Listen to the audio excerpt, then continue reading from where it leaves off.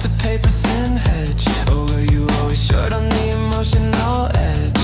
Cause I get the sense you track my worth in the swing between my gains and hurt.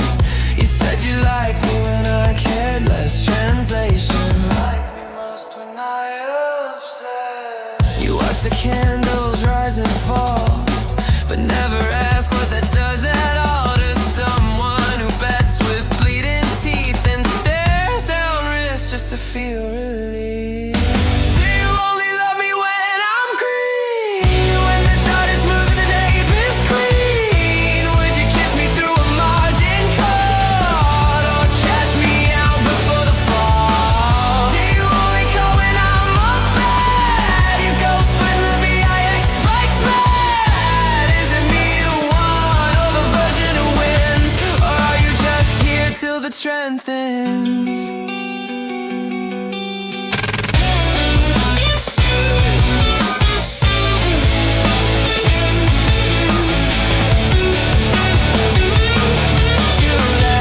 I said this felt like war, but still check the screen before the door. You love to say I live too fast, but you only stayed when the trades would last. Your fingers trace my losses slow.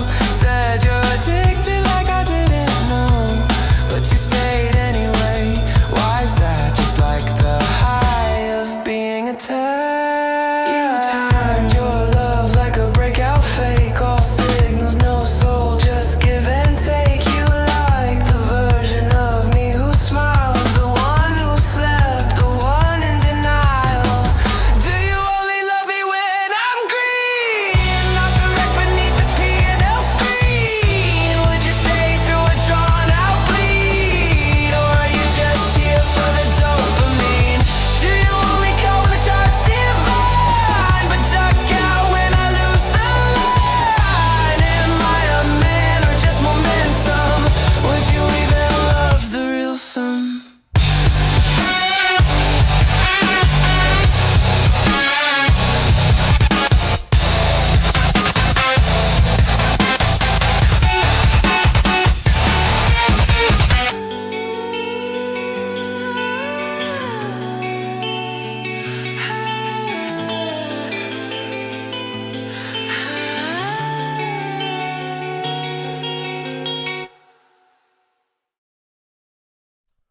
Oh, brother, oh, brother, oh, brother. Good morning, and welcome back to another episode of the Matt Kohrs Show, where I'm finally on the mend. Feels like there's a little bit more mucus somewhere in my lungs, but beyond that, energy levels are better. I'm feeling a bit more ready to take on the world. Folks, market's turning green. I know that there's a lot of hysteria. I know that there's many negative Nancy's out there, but all I could tell you is the price action is going up and up and up. We're starting to see volatility come down. We're seeing Bitcoin absolutely explode. I know many of you in chat have been already commenting on Bitcoin, so hopefully, fingers crossed, you're absolutely crushing it. So here's the plan. The plan is for me to break down why we have all of the ingredients for potentially a record-breaking vanna rally. If you want to look up what I'm talking about, vanna, V-A-N-N-A, vanna rally, it is a phenomena within the market where there's a panic. Market drops, volatility expands, and a bunch of people buy puts for downside protection. In the event that those players are wrong and price reverts and volatility drops, and then those players are the traders are forced to get out of puts, that has this kind of like snowball effect, the first of a series of dominoes that really can push the market higher and higher and higher. Because what happens is as volatility starts to die out, that means that market makers don't have to be hedged as much to the downside. And on top of it, they really don't have to be hedged as much because people get out of puts. And then generally people FOMO into calls. And all of a sudden the delta rips and rips and rips. And the market makers get out of all of their shorts because that's what they were using to hedge out their books, get into longs. And you have this feedback loop, a positive feedback cycle that just shoves the market higher. Is that going to happen today? I can make no guarantees. All I'm here to do is to present to you the information that says, yes, we do have all of those particular ingredients. And then obviously throughout the trading session, we're going to be tracking to see if all those puts are covered. Because if those puts are covered, it could actually push us all the way up to 6,900. And what's crazy is the biggest open interest right now for a 0 DTE timeframe, the most degenerate large bet of the day, is not 6,900. It is 6,950. There's how big is that position? It's a couple thousand contracts. It's gigantic. I'll show it to you. But look at this. Let me switch it up. Hang on. Do I want to go over to this side today? Nope, that's not right. There we go. The biggest play of the day is all the way up at 6,950. That's 108 points above where we are right now. That's $10 in the SPY, folks.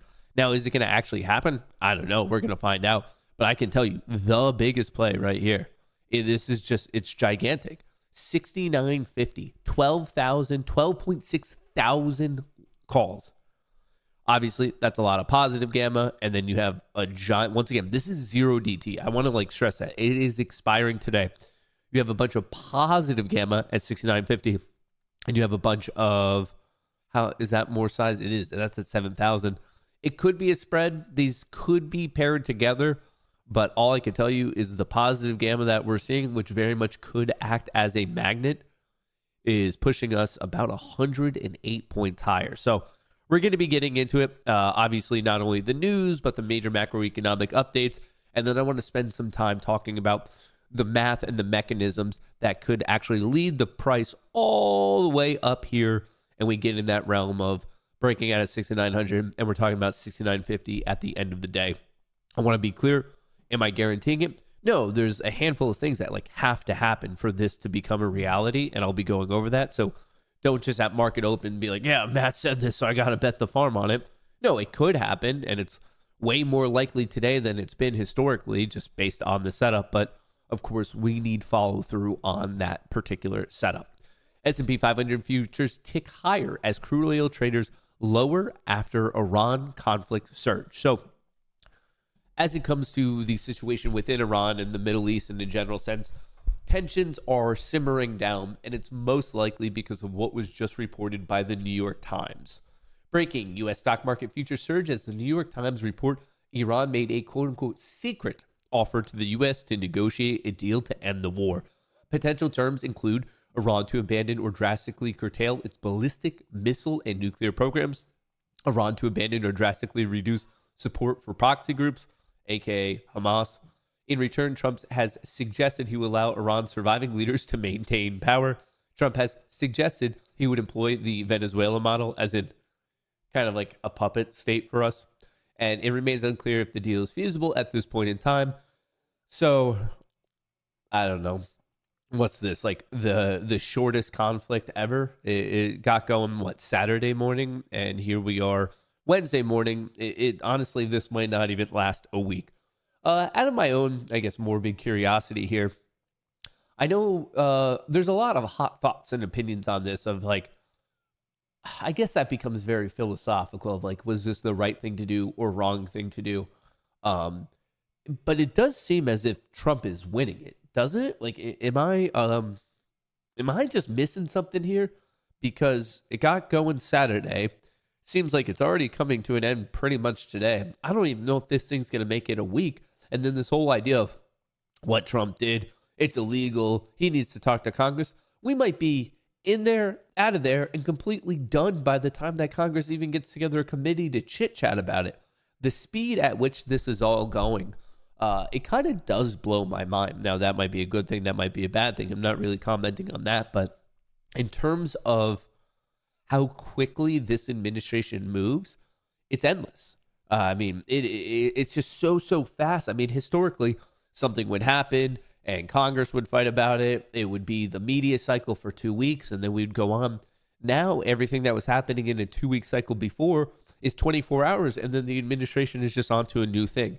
So much winning. Oh, yeah, that meme of, we're winning, and you're going to come to me, I'm so tired of winning. Well, too bad. Too damn bad. You're winning even more. So I just wanted to share why we're seeing quite a bit of green this morning. SPY is at the higher yesterday. Qs are above the high of yesterday. So yes, there's a little mini downside gap fill if this were to hold. Volatility dropping from 28 down to 22, and Bitcoin soaring from 67.5 thousand all the way up to 71.5 thousand. How is gold doing? Gold is slightly up. Oil is coming down. Tensions are being relieved, and silver is also up. So, but obviously Bitcoin is probably the main one that a lot of you, I mean, I already conceded in the comments that a lot of you guys are chit-chatting about it. So Bitcoin is up, and up, which I'm not really an active Bitcoin trader. And when I say not really, I mean like I'm just legitimately not. But I do have quite a bit of it in my long-term portfolio. Like I just own some Bitcoin. So I don't mind this recovery, except I liked it a lot better when it was trading above 120, 125. So we definitely have some distance to go. So anyway, right now things are looking good, but it's not guaranteed. Iran war live updates. Israeli forces launch fresh attacks on Tehran as Iranians prepare for some dude's funeral, the Ayatollah's funeral. I still don't know how to pronounce his last name. I was going to say apologies, but it doesn't really matter because he's dead and he was also kind of a piece of shit anyway. So anyway, the Ayatollah, they're getting ready for his funeral, and I'm sure we're going to be continuing to get a lot of updates on the situation today.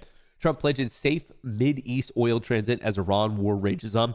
Remember, the Strait right now, where a lot of oil shipping is generally done, is shut down in the sense that a lot of these ships literally just threw anchor and they're just kind of waiting for it to go. So we're kind of seeing that being reflected in the price of oil, just a classic supply-demand issue. When demand remains the same and supply is going down, what happens to prices? Obviously, it has to go up. So just another thing to pay attention to. And in all reality, I actually think that the oil commodity market, the CL contract on the futures market, is probably going to be the best barometer for how the tensions really are. As in, if we see that drop, I think that the situation is over. It's just complete. And then if we see it spike, that means that the situation's getting worse. So in real time, if you just need a gauge of, in my opinion, of how things are going, I would say easily just go look at the oil market. If it's up, things are not going well. If it's down, things are going well. Pretty crude, knock on wood, or not knock on wood, dude, my brain's fried. No pun intended. But it's a pretty crude measure of the situation. But I think crude oil itself is probably going to be the best measure of the situation. With all of this, okay, before I show it to you, I'm going to be presenting the case of where I think we're pretty close to buying the dip. That's the case that I'm going to be presenting to you guys today. Maybe you agree, maybe you disagree, I don't know. But that's what I'm going to be kind of pointing out to you today, that if a lot of people decide to get out of their puts, that we're going to see a pretty explosive move to the upside. Before I share that with you, and also Tom Lee, who's basically saying, yeah, the bottom's in, but he's also perpetually bullish, so that's just kind of his thing. Before we get to all that, and I present all this, and you hear Tom Lee's argument, where are you guys at? Are you guys thinking that, like, yeah, we're actually pretty close to buying the dip, or do you think this pop is actually a bull trap and things are about to get far, far worse? So I just kind of want to gauge where you guys are at before I kind of, I suppose, show you what I'm looking at, what I'm going through, and all that good stuff. So are you buying the dip, or are you kind of saying, yeah, we got to wait a little bit? Dip for ants, NQ to 69K. Gotta love Uncle Don. It's a trap. I need 100 bolts. I don't know what that means. We're going to rip, trap, wars green. What effing dip? I mean, have you seen the market? We might be looking at different markets if you don't think there was a dip. All right. Well, anywho, it seems like you guys are split, but let's see what's going on in the world. Tom Lee, now he's here with us at Post 9. It's good to have you back. Your thoughts as you look at these markets. Been real interesting price action over the last couple of days. Thought our reporters set the table very well on the issues at hand that investors need to keep their eyes on. What about yours? Yeah, I think the headlines have been scary. No one wants to see the U.S. in a conflict, but I think it's been spot on to note that markets have been taking this much better than expected. I don't think anyone can say we're bottomed yet, but this is what looks like the makings of a bottom, right? That you get bad news and the markets are taking it in stride. And more importantly, I think we've had a position reset. And so on the other side of this, I think is going to be a lot of opportunity. What would give you the confidence to say, you know what, that's a sign of a bottom? What do you need to see? Well, some things, like if we go back to April, a simple thing would be the VIX making a spike to over 40. Last year was 80, but we won't get to 80. And then, of course, retracing. That would be a clean sign because that's so much de-risking. Another sign would be we get another scary headline and gold continues to sell off, and then stocks actually turn green on the day, because that means we've washed things out. I think we're pretty close. You're watching oil as closely as everybody else is. I thought it was interesting, some of the notes today. UBS says we expect only minimal or a brief disruption to global energy supplies. We therefore stick with our base case that U.S. equities, will produce good gains this year. Katie Huberty over at Morgan Stanley. Recent geopolitical events unlikely to change our bullish view on equities over the next 6 to 12 months. What do you think? I think oil. I think we saw things that kind of made sense to me. Oil spiking on closures or potential closures of the Strait of Hormuz, but the response from Washington. And I think that's maybe more important, that I don't think Washington wants high oil prices into the midterms. And of course, it's very unpopular with Americans. I mean, it's a big burden. So valid. I'm going to be in the camp that I'm watching the price action. I think it's encouraging that oil's not surging into the close. Hey, part of the Huberty note focuses on the AI trade, which has been really interesting, I thought, over the last couple of days. Back, some might say, to that safe haven type price action. I mean, look at right now. Microsoft's up, Meta's up, Amazon's up, Nvidia's traded better over the last couple of days. What do you make of that? Well, in our view, March was the makings of a bottom because the software, the Mag 7, and the cryptos we thought were like 90% through to their winters or declines. They are outperforming, and I think that's a sign of leadership. But fundamentally, you're absolutely right. If we get global trade disruption, you still need AI, and you still need the Mag 7. So I think they're actually good fundamental stories. There's a Following President Trump's... And just to pause it there, and if you guys want, we could come back to the Mike Pence thing. So that was Tom Lee of Fundstrat. He is arguably a perma bull, but on top of that, he's been right a lot. So, maybe why should he not be a perma bull if he's right so often? But TLDR is seeing the makings of a potential bottom, calling out the fact that oil going into close yesterday was not rallying. Early this morning, we're actually seeing a slight decline in oil right here. Remember, it going down means that tensions are probably also simmering down. We're seeing that in volatility. VIX is coming down. And then on the flip side, we're seeing equities go up on the S&P 500 and on the NASDAQ. So right now, it's kind of hard to argue with them. And I want to take it a step farther and point this out. Investors now hold the most put protection in history. Estimated S&P 500 customer put delta positioning, the most puts in history. Ask yourself, what happens if they are wrong? Well, when a bunch of people go out and buy puts, the market makers who wrote those puts, as in sold the puts to the people who own them, they have to protect their books. They protect their books by looking at their net delta and hedging the underlying by going short. That's what happens when market makers sell you or me or anyone puts. They hedge by going short. So it's not the craziest thing to point out the fact. Let me switch myself over here. When you have this many puts in play, you could assume the market makers, to balance out their books, are the most short they've ever been. What happens if they are wrong? What happens if the market starts to pop? Well, that most likely means that these guys who are in those puts are saying, okay, don't need that anymore. So they get out. They're removing negative delta from the system. That means that market makers don't have to be as short because there's not as many puts. And on top of it, they don't have to be as short because the volatility is dropping. So the net of protection that they need starts to shrink. So there's less puts in play, so they don't have to be as short. Volatility starts to collapse, so they don't have to be as short. This drives it upward because not only is the delta improving, but the market makers are buying those shorts back because they don't have to be hedged. They're going to hedge it out perfectly. That's what market makers do, is balance the risk of their book. And then all of a sudden, you have a natural short in the market who is market makers, and now they're buying it. And then all of a sudden, you start to pop. You start to recover some of these key levels. Let's say the breakout of yesterday's high, which is where we're at now. All of a sudden, you're talking about 68.80, 69.90, and maybe 69.50. All of a sudden, You have people start to YOLO into these calls, and then the delta switches the other way. So this is all a very long-winded way of saying we literally might be seeing a record-breaking vanna rally.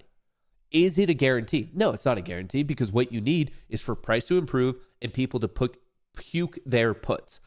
And obviously they're probably going to be tied together, because if price is improving, that's why people would get out of puts.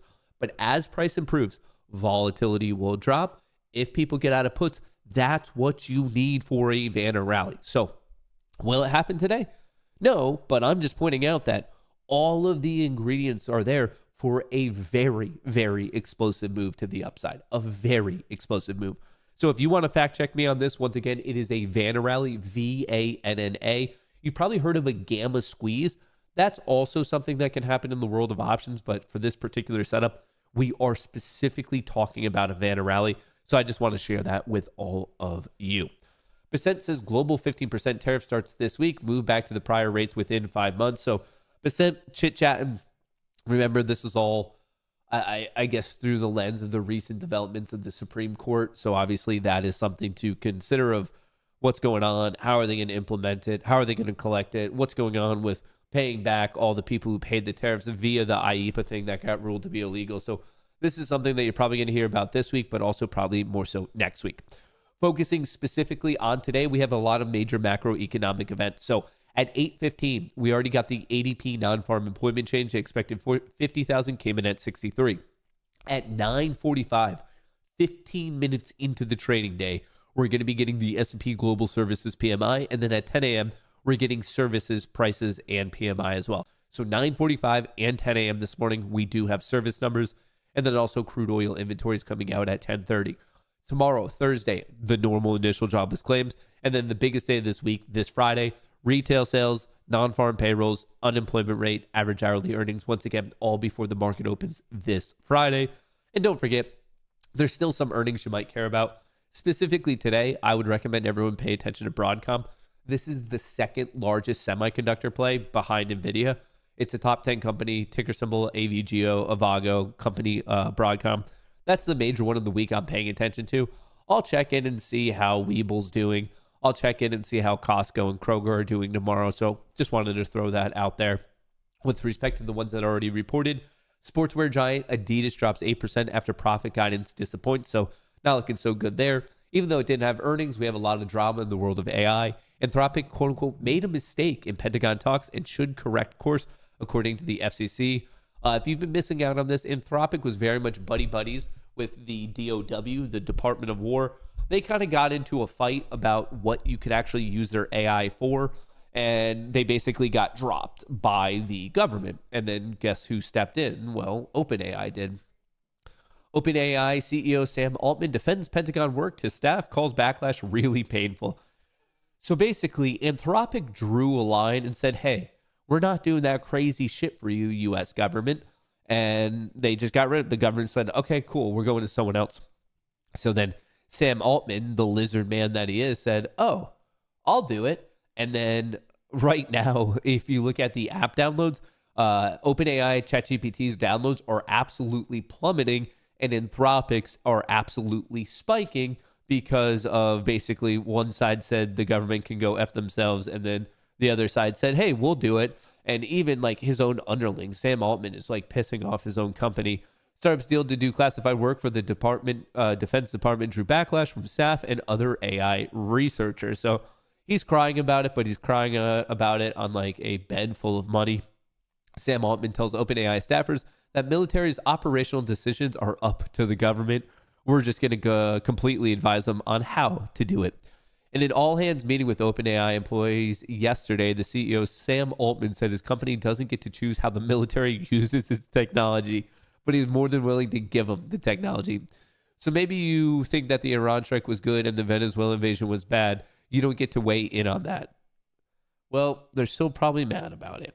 The meeting occurred 4 days after Altman surprised some employees by announcing a deal with the Department of Defense, which had just blacklisted rival Anthropic. So, once again, drama in the world of AI. And one little final thing here, Meta to create new applied AI engineering organization. New teams will have a flat structure with up to 50-to-1 ratio of individual contributors to managers. So Meta continuing to get their act together and really trying to get into this world of the AI, I guess, ecosystem and trade, which I don't think we're going to see the success of it anytime soon. But I think if you fast forward out a couple quarters, a couple of years, that Meta is going to end up being a big beneficiary of the world of AI. So just wanted to throw that out to everyone.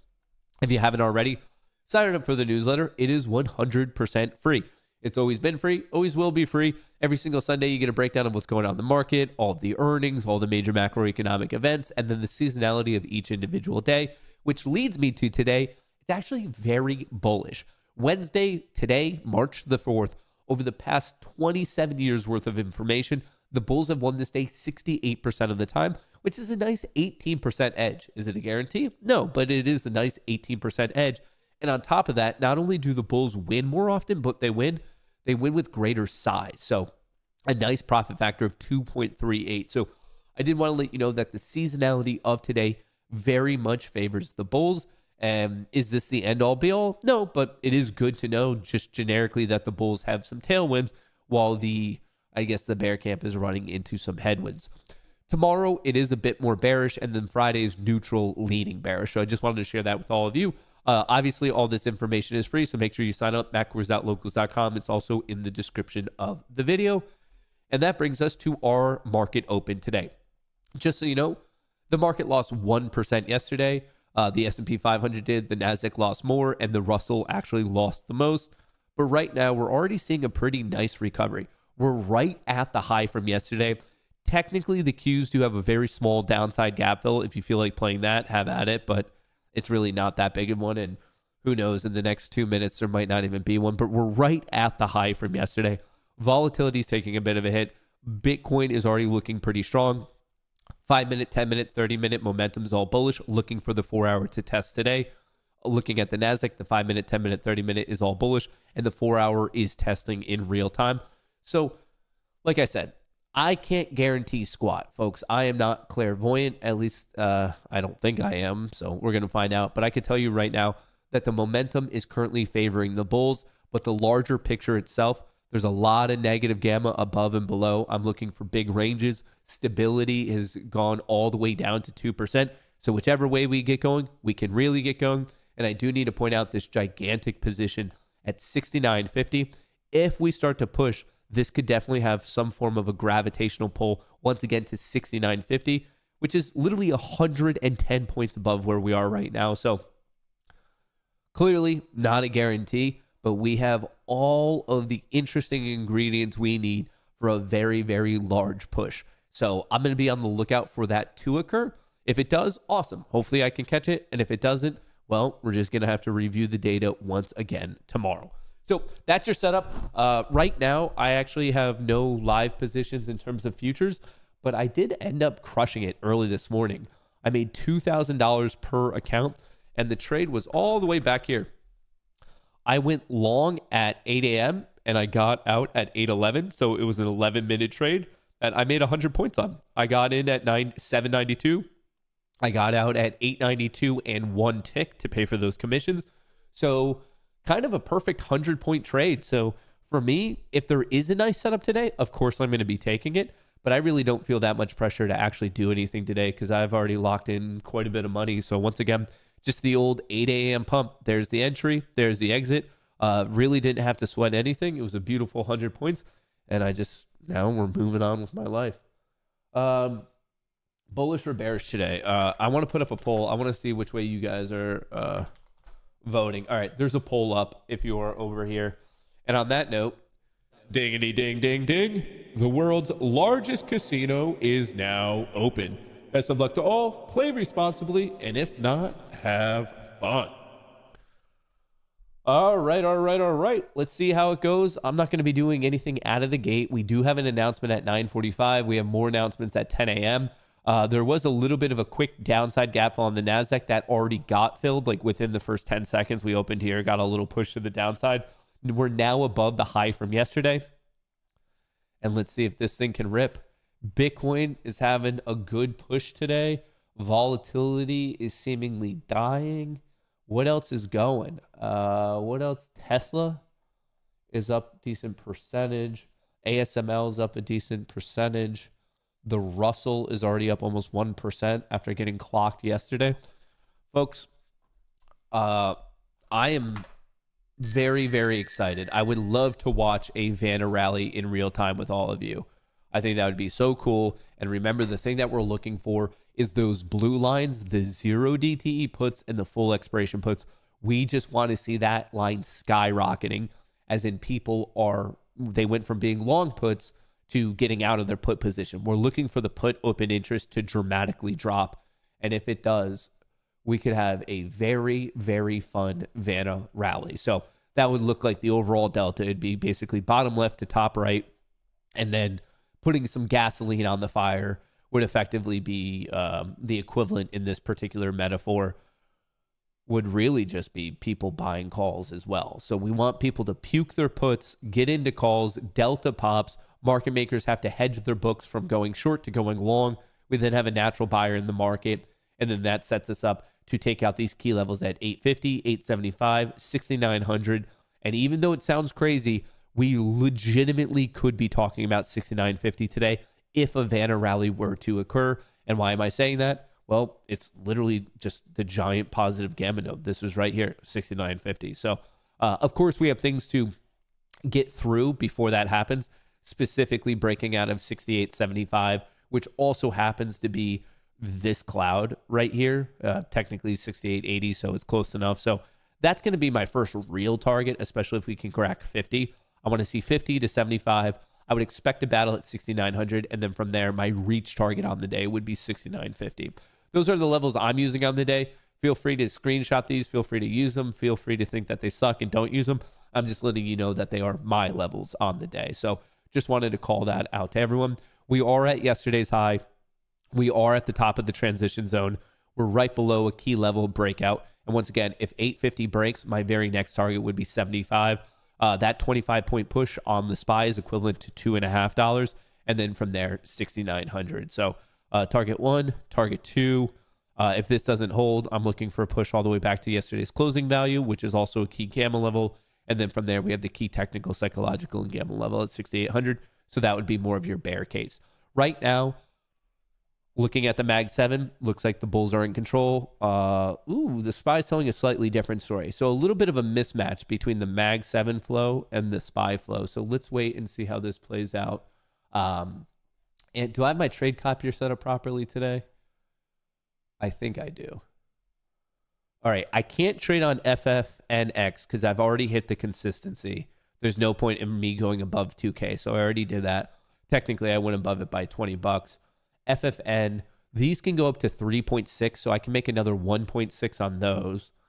These Lucids, there's no consistency rule, so I could do it.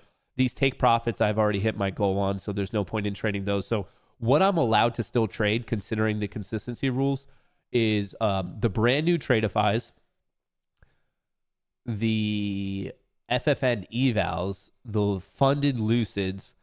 I can't trade those. So, okay. I mean, some of these I've already maxed out on the day to the point where there's no point in me trading because I've already hit whatever the consistency is. So we're going to have to be a little bit patient with all of that. But very nice start for me. If you're just tuning in right now, this was an 8 a.m. trade. I went long at 8 a.m., got out at 8:11 for a nice 100 points. Do you think Weeble's earnings will keep it going? I'm already up 140%. Or should I risk not selling until tomorrow? 50-50, dude. You have a 50-50 shot. And remember, you pretty much always have a 50-50 shot. A better question is more of what's your risk reward? How are you managing your risk? This idea of having some sort of clairvoyant prediction of who beats and who misses on earnings is a waste of time. Someone said I missed a super chat. Good morning. Open seems interesting to me. I remember you're not a fan. Can you elaborate? Thanks. Drinks on me tonight. Yeah, it's a pump and dump. It's an orchestrated pump and dump. It's a useless company that is exclusively being promoted. It's a pump and dump. It's a social media pump and dump. So if you want to take your chances on that, I mean, I guess I wish you good luck, but it's literally just a pump and dump. It's a pretty poor company. in terms of like fundamentally, it just doesn't have that much value. And I guess any short-term price action to the upside, I would expect to be quickly faded because of the fact that it is a pump and dump. I do not want to take my chance on it. I mean, you can make a lot of money on a pump and dump if you're in early on the pump and then also get out before the dump. But to think that it's some sort of like amazing, like fundamentally sound company, no, it's somewhat acceptable for active traders to get involved with, I suppose, if that's your thing. But it is like, it doesn't take much research to realize that it's a pump and dump. And people will argue that it's going to squeeze and the next thing, but we've seen this rhetoric all the time. Like, if you get some sort of stupid group on social media that gets behind a ticker and they swear to you that it's like the end all be all best thing that they've ever heard and ever been involved with, and it's going to be the future of whatever their industry is. And then guess what? It's dog shit. So, if you want to do it, have at it, but don't fall in love with it. That's for sure. Don't fall in love with it. I think the guy who's running the pump and dump, which I'm really surprised the FCC or the SEC, I should say, hasn't really reached out to him. But his name is Eric Jackson, and I actually met him at a dinner here in New York, and he was one of the dumbest human beings I've ever had to talk to. He just kept going on and on about how he's the roaring kitty of open and it's going to squeeze and he's going to make so much money. And in the conversation, he was literally just exclusively talking about how it's like a setup on social media. He wasn't talking about the actual fundamentals of the company and how it's going to be turned around. It was just literally look at the following, look at the engagement. And he kept saying he was the roaring kitty of open. It was just, he was stupid. He was like one of the dumbest fucking human beings ever. And it's not gonna end well if I had to predict. Not gonna end well if I had to predict. I am the roaring kitty of open. I think they somehow, this was a while ago, but I think maybe an executive from Shopify left Shopify to join the board of Open, or maybe get a different position at Open. But regardless, it was someone from Shopify, and this was like maybe 6 months ago at this point. And he kept saying, he's like, do you think this guy would join the company if it was going to fail? I was like, that's your argument? Just that they have a new, like, a personnel update, and you think because someone joined the company that it can no longer fail? Like, I don't know. It was really fucking dumb. So I don't know when, give it X amount of time, but I bet Open goes back to sub $1 where it came from.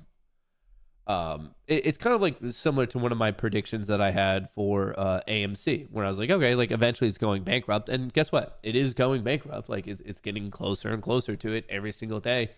It's continually hitting new all-time lows. It's going to end up in the power of the bondholders. Like it's going to have to declare bankruptcy because it is a sinking ship. Like literally just look at their debt covenants, look at their revenue. How the fuck are they going to pull it off? They're just going to keep diluting. They're going to keep doing reverse stock splits to keep the base happy. And the whole time, the board and specifically Adam Aron are going to be paying themselves these amazing golden parachute packages. Adam Aron is running the company into the ground, and he has no issue paying himself $20 million a year. Like, it's insane. You're the rising kitty of crying in the shower, Matt. I appreciate that. Thank you. Anyone done a wellness check on the AMC fanboys still out there, Matt? I don't think so. They're still like coming up with like delusional bullshit all the time of why it's about to squeeze. But I think they're just like a sad, pathetic group of people who have no real, I guess, social life. And they found a digital like community, and it's like an outlet for them. And it's like the one thing that like keeps that particular group of fucking cuckoos together. So I don't know. Like, I think there's something more deeply psychological going on, because I think in their heart, they know that AMC is like complete dog shit. AMC fanboys, you can stick a fork in them, they're done. I mean, it's down 99 point whatever % from the all-time high. And what's crazy about it is, like, I gave my prediction that it was going to be over. I was like, okay, like, it's done. After that move to 72, it came down, could not hold. And when it broke down after that, that's when I changed my tune publicly and said, hey, guys, I think it's over. And everyone gave me so much shit. Everyone's like, you're so fucking wrong. You're a sellout. Citadel bought you, blah, blah, blah, blah, blah. And I mistakenly thought one day people would be like, oh, actually, he was right. But I'm not ever going to get that because those people basically rage quit the game. And even though I was right and I predicted pretty much to a T what would happen, here we are. Here we are. All the people who told me I was wrong, they're just gone now. They're just gone. So I miss it. Only 99% down, so you mean there's a chance. Exactly. It's a really soft 99% decline. It's not like one of those normal aggressive 99% declines. All right, so we're at an area of support. We're at the high from yesterday on the NASDAQ, and we're at the close from yesterday on the S&P 500. The 5-minute was bullish, got cracked. The 10 minutes testing, 30-minute is bullish. 5-minute is testing, 10-minute is bullish, 30-minute is bullish. On a relative basis, the NASDAQ is looking better. So I'm assuming there's some weakness in the financial sector. Russell's also getting clocked pretty evidently since market open. Okay, the Mag 7 was being bought, and now it started to get pretty hit ever since the first 5 minutes. The SPY was getting hit, but now it's actually changing tunes. So I'm hoping that this is the bottom. I'm looking for buyers to come in at the key gamma level of 6815 and also the closing value from yesterday. I would love the bounce to happen basically right here. And we're seeing some calls are being bought and puts started to get covered starting at 937. So I wouldn't be so surprised if we see an attempted bounce right from this zone. It's a key psychological level. It's a key gamma level. It's a key technical level. And we're starting to see the options market turn. Now, it needs to continue to turn, and we need to see the Mag 7 pick up, and we need to see the NASDAQ pick up. So we're not completely out of the woods, but I don't think anyone should be surprised if right here, this is the low, and we bounce off of it. I don't think anyone should be surprised whatsoever. If you want to trade with me, GoonieTrading.com. Once again, if you want to trade with me, that's what the Goonie Trading Discord is for. Shout out to TPT. Right now, the two best deals are Apex. Of course, you could use code Goonie, and TPT. Of course, you could use code Goonie. I use them both. I have Apex accounts, which are still frozen. I'm surprised no one's asked yet today, but I still have not heard yet back from Apex. They rolled out a bunch of new accounts. My favorite is the EOD 150K account. I think that is the best for traders. That's my personal opinion, but you still do have to deal with DLL. If you don't want to deal with DLL, that's what Take Profit Trader's for. So I'm not saying one's better or worse. It's just one's going to be more appropriate for you and your trading style, and the other one isn't. So code Goonie is going to get you a fat discount on both, 40% off on TPT. There's no activation fee. On Apex, you'll get 85% off, but you still have to pay the activation fee, which I'm being told is like $99. So financially, they're roughly the same cost. Obviously, just use the one that has a rule set that is better for you and your trading. TPT has a wreck me with the trailing. Well, Apex used to be fully trailing, and now you can get the EOD one. So, like, once again, I mean, I use them both. I have to trade different styles on both because of the rule set. But clearly, that's what we should all be doing. You should be trading in a way that is best for that firm's rule set. All right. Wow. The Russell is just getting systematically sold ever since minute one. Wow. Like, look at this is small cap right here, IWM. It is just out of the gate, just getting hit. SPY tried to start recovering there, got smashed a little bit at 944. Is Rick talking? We do have some data dropping right now. Worst people in the world. So I'm not counting them out, which is why I still stay long it in the face of what I think would normally be a mistake. Yeah. I'm going to still underperforming the index over 5 years. No, it's I know. 10 years is a different story. No, Salesforce too. Yeah. I mean, but Palantir is a company that is not seed-based that I think can come back. So, right. I mean, the stock is down 15% in 3 months. Still up 76% for the year. Palantir's a fabulous company. It's a fabulous company. Combative CEO. You know what? I don't know about being combative. I don't know what that's about because I'm a man of peace. But I've got to tell you that the other team there is what? No, I mean, your target is like $100 higher than it is sticking with my price target. I think that Alex is not going to let us down. Smine's not going to let us down. And when you call them in, that was based on the CEOs who bring them in and say, you know what, Jim, you better get on board. This thing's incredible. Ontology. I thought it was worthnology. I thought it was a study of birds. 5 minute might be saving itself right here. I mean, 10 minutes Gemini, bullish, 30 minutes bullish. Jim was right. Opening bid did get lost. Dow's down 100. Let's get some services PMI with Rick Santelli. Hey, Rick. Here's our boy Rick.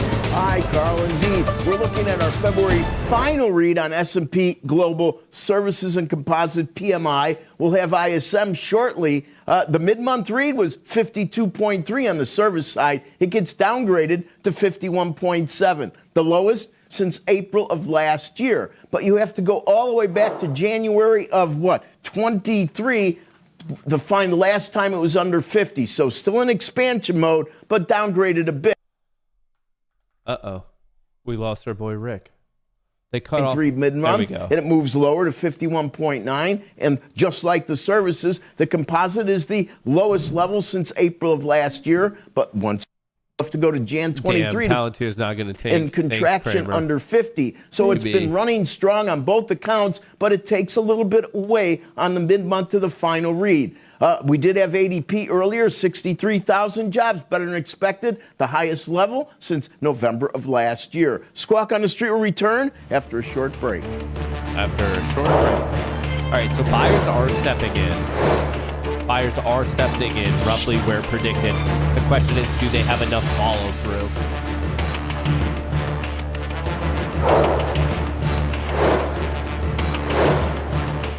That's the real question. Do we have enough follow through? The Mag 7, I'll show you what's going on there. Here, let me reload all this. We'll get the recent data.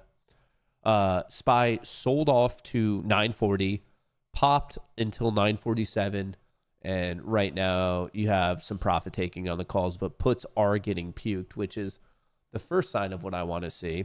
With respect to the Mag 7, it was getting sold off. Buyers stepped in at 945, but it did not last long. It did not last long. It did not last long. Whoa.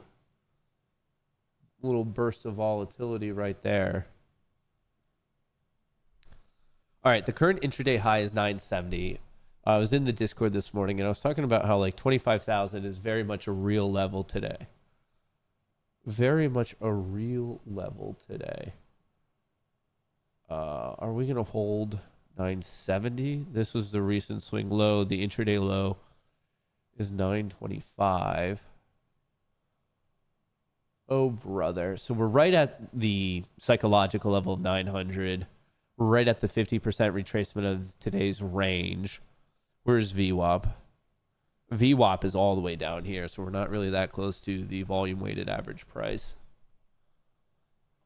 Oh, brother. Oh, brother, oh, brother, oh, brother. 74% of you voted bullish today. Are you sure you guys want to keep that?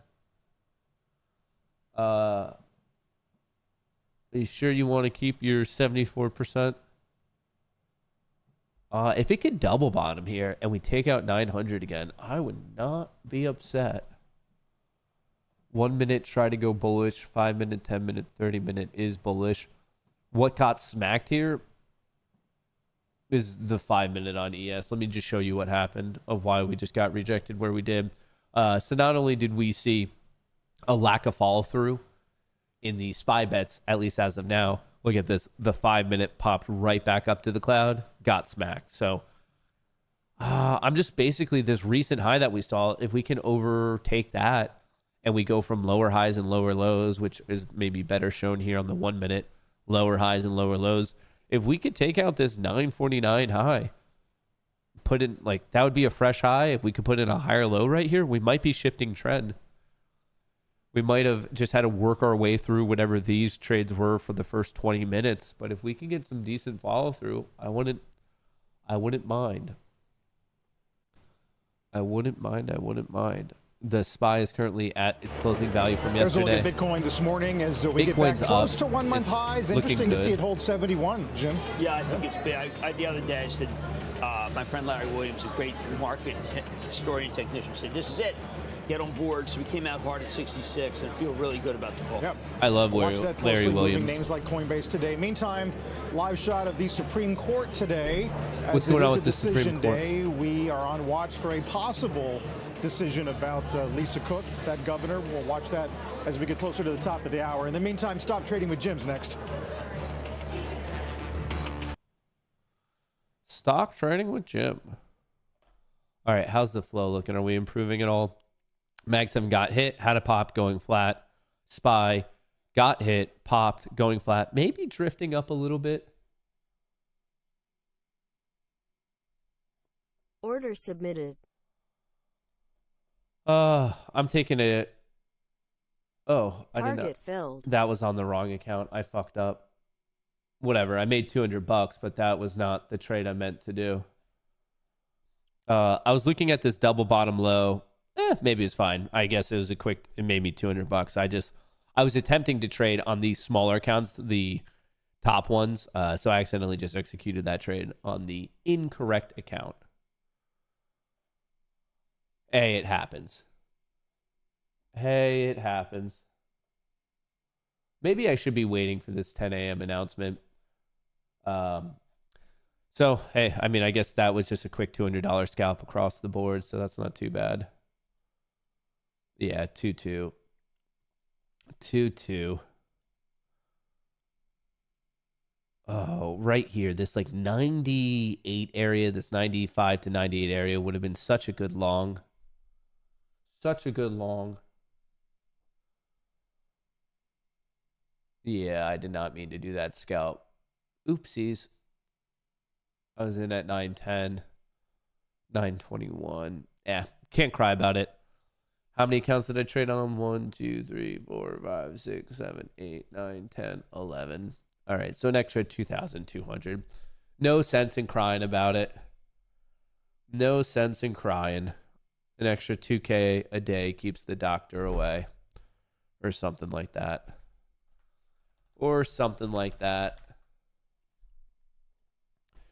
I do kind of wish I had it. Well, maybe it'll pull back to 900 again, and then I could get back in and try to ride it to 970. I do wish I had that position, though, still. That's a bummer. No crying in the casino. Exactly. Exactly. Here's a little bit of a dippity-doo-dah. The 50% retracement of today's range is right around 900. So there's a lot of things coalescing at this point. A lot of things. At this point, I don't know if I should really trade right now. There is more service numbers, PMI, and prices coming out in 5 minutes. Stop trading. So I'm just going to wait. Stocks that really marked the top in the 1990, 1991 Gulf, the first Gulf War, was Exxon. It went up, going into leading up to the war, and then it went down when the war started. We are at a pivotal level for Exxon right here. If it does go and take out about 146, then I think you're going to say, all right, we're in the same situation as that Gulf S&P War, flow is improving. People realize the United States was going to win and win decisively. So let's keep an eye on Exxon as a tell on whether we're going to win or not. Yeah. The other interesting name, Jim, we didn't really get to it, is Dow, which got an upgrade today, but has been a huge winner this year. Thinking about the Strait, a lot more goes through the Strait than just oil. It's amazing because it is a bit of a China play, but also Jim Fitterling, to his credit, really kind of reined in a lot of the things he was doing. Some of them that were definitely more, he's very proud of his work for the environment, but they had to scale them back, and he has done a great job. The ES 5-minute is having the worst time breaking out. I wish him the best of luck. He was. We just keep. He got hostage. We were bullish, got knocked bearish, and like now the market really giving it a struggle here. All right, so I do have CrowdStrike, which again is a battleground stock because there's some people who feel that you're going to be able to disintermediate these kinds of stocks, which is cybersecurity.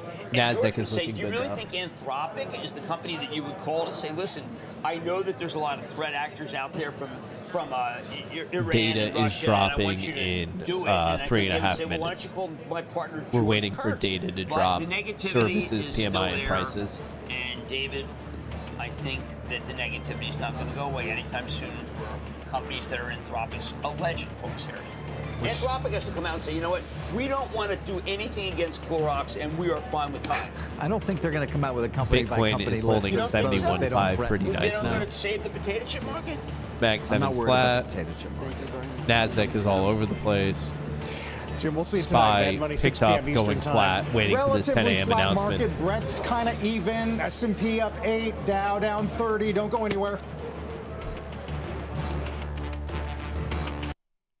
Don't go anywhere. All right, yeah, we are just waiting right here.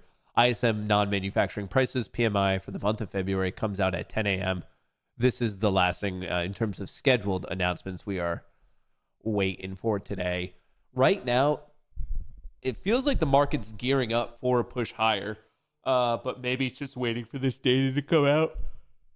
Maybe it's just waiting for this data to come out. So patience.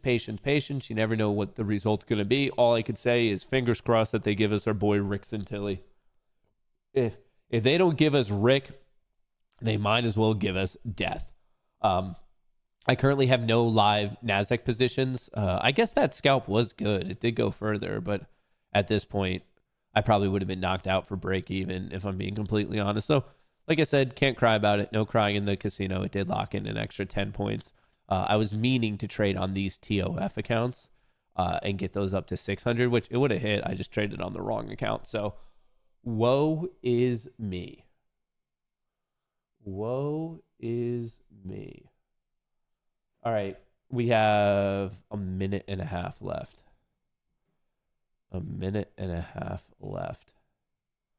No position. Currently flat. Just waiting. Gearing up for a push down. I mean, maybe you're right, but 5 minutes neutral, 10 minutes bullish, 30 minute is bullish, 5 minute is bullish, 10 minutes bullish, 30 minute is bullish, 4 hours even pushing bullish as well. So you might be right, but you are fighting current momentum. So that is something that you should maybe consider. And where we bounced here at 945, those were some key levels. It was the closing value on the SPY. It was the high value on the Qs. If that ends up being the low of the day, no one's going to be surprised.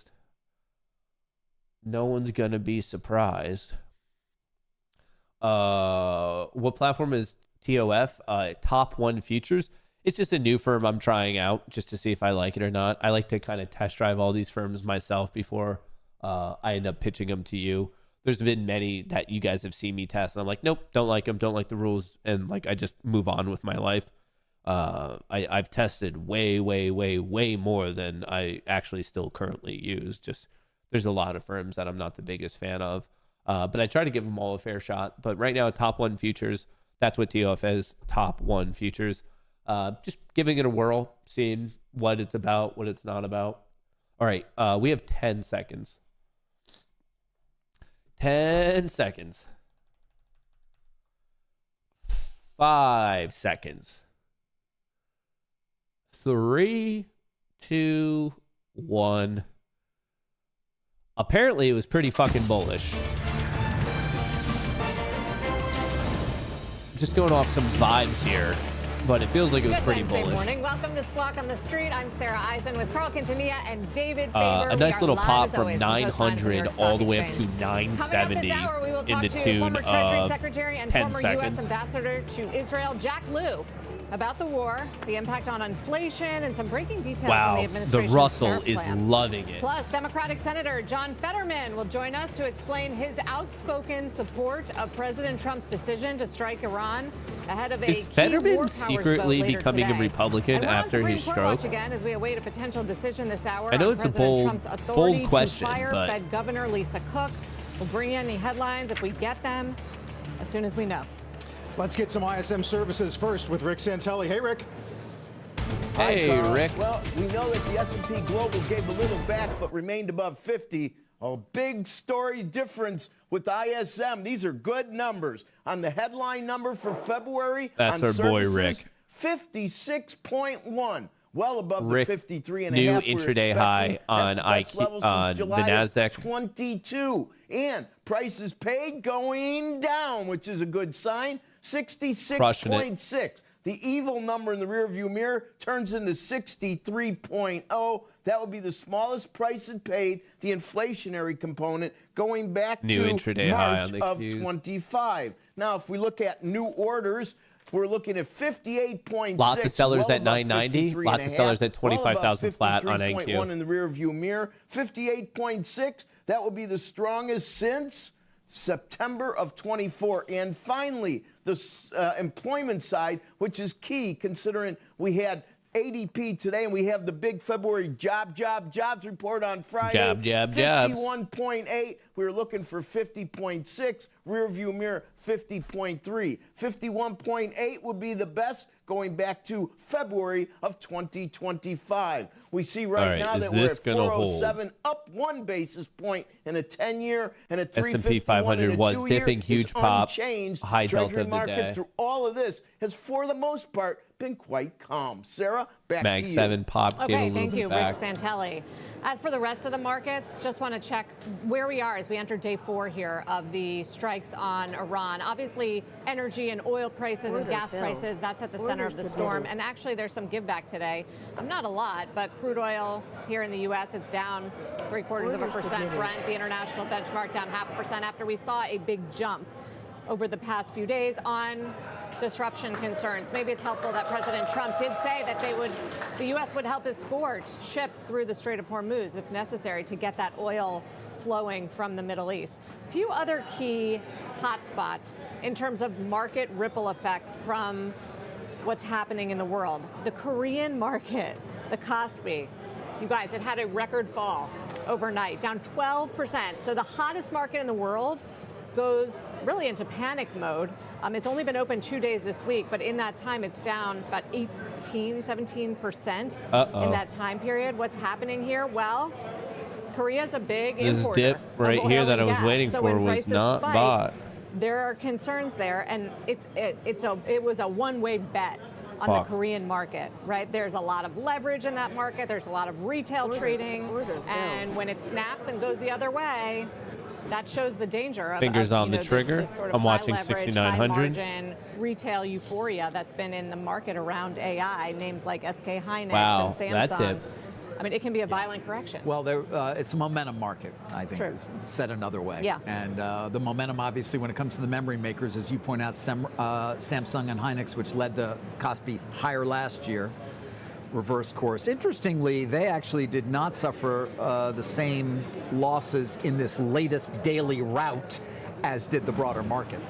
Yeah, true. Hynix and Samsung actually were down, but not nearly as much. I think part of it is also. This is the key level. I'm just watching for this to hold. The iShares here, the MSCI South Korea ETF.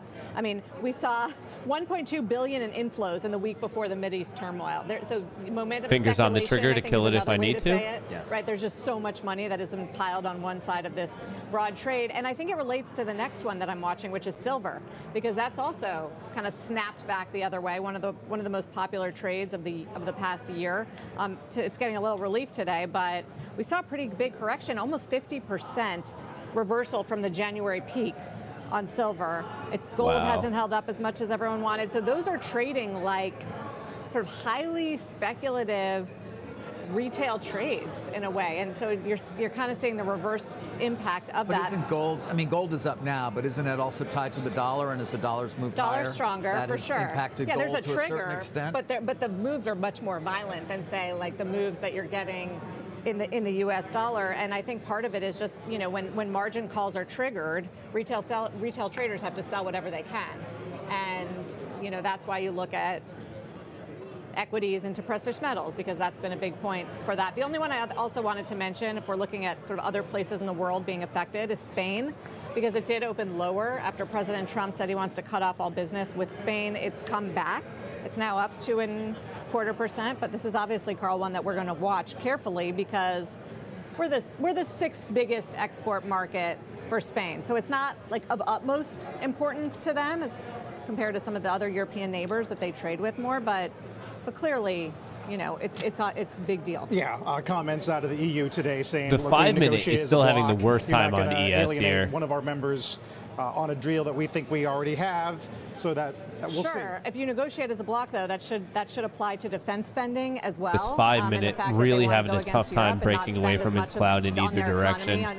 Nasdaq is good. 5 minute, 10 minute. Even the 30, 5, 10, and 30 are clearly bullish. The 4 hours even now breaking bullish. This has been sort of a long running fight between the U.S. and Spain, and it's bubbled over when they didn't let us use their I'm not sure where that is that's not in the trade agreement, but that's a total. All right, now we're catching this. They did not take away the powers for trade embargoes. They took away the powers for tariffs, or at least they said that was illegal. So I think that on the embargo front, the president feels pretty good about the legal case there. Yeah, although yesterday he said we won the decision on tariffs, which was curious. As we move to the broader markets, stock stabilizing a bit here. Dow's up 20. Let's bring in Phil Camparelli, multi-asset solutions portfolio manager. Who is this guy? At JP Morgan Asset Management. Phil, it's good to have you. ISM. I just want to see what they have to say about these numbers. Day 4 of the crisis, Carl, and we are approaching the intraday high on the Qs. The SPY has a bit of room to go. You could be watching this trend line break, though. There's no reason for us to change. I think what the markets are saying right is there. They're conditioned. That's the trend line to watch on the S&P 500. Year. Russia-Ukraine 2022, Silicon Valley 2023, right? The Red Sea piracy in 24. Last year, Liberation Day. Diversified portfolios work in this environment. I think the one risk that we would look at is our oil prices. Oil prices do a couple of things for us. Obviously, the lack of protection that you're getting in bonds keeps us up at night a little bit, because as oil prices went up, bond yields went up. We're pretty much at the high from yesterday on the SPY. We're clearly above the high on the Qs. Not problematic. We traded about $81 I'm almost back to break on even. average in all of 2024. The economy did fine. The Big Beautiful Bill Act delivering about $150 billion of consumer taking some risk stimulus. Off the table. Every $10 in oil prices. There's a lot of sellers at 990 and a lot of sellers at 25,000 flat, at least for right now. I'll mark those out. This is where I see sellers on Bookmap. Inflation break-even. There's actually a lot at 990, so watch this 990 level. Unchanged, even lower. So I think what the market is telling us here is that investors have become conditioned to geopolitical issues and has been proven to look through. Yeah, there's 210 the contracts. last time oil prices spiked like this in 22, you had the Fed. These guys are boring. We just took out all those sellers at 990. There's a big chunk at 25,000 and 25,010. So it looks like the 990s moved up. That's where they're currently positioned.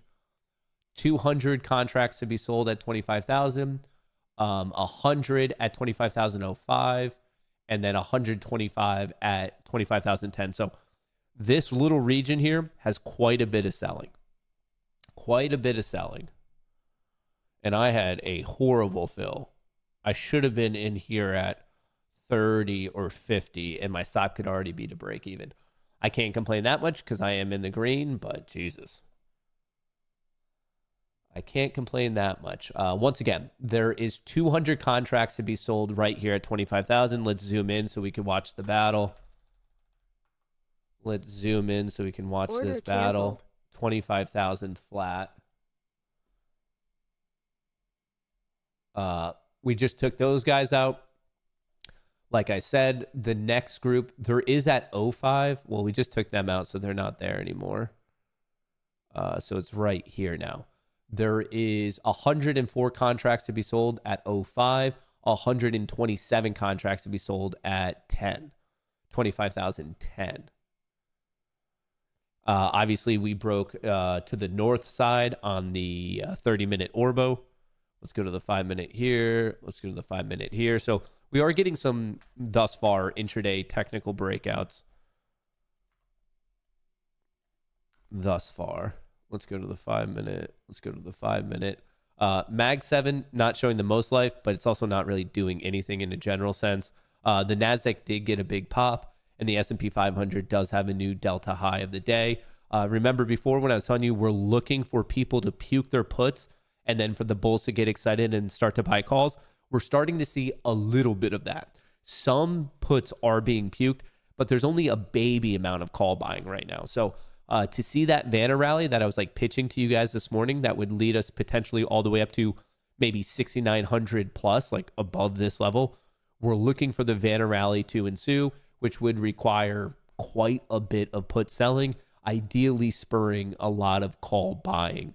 Right now, we are seeing some put selling to the tune of a delta notional value of 1.26 billion. I want to see like double that, triple that, maybe even quadruple that. So just want to call that out to everyone. A little bit of profit taking right here on that pop right here. The Mag 7 taking a bit of a hit. Buyers at 960. I don't like my average position at all, but it's just something I'm going to have to deal with. We ran into a clear wall at 25,000. I don't think anyone should be surprised about that one. All right. You guys get the idea that there's a lot of sellers at 25,000 tens.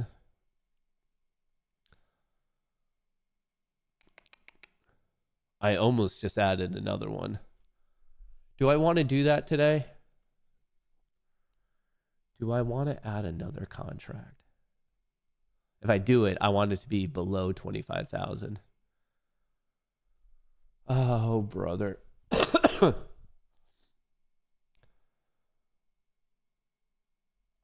Order filled.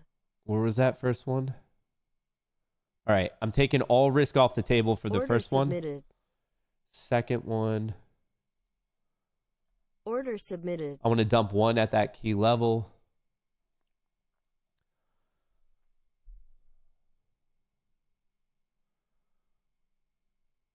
Just a little bit of management. Just a little bit of management.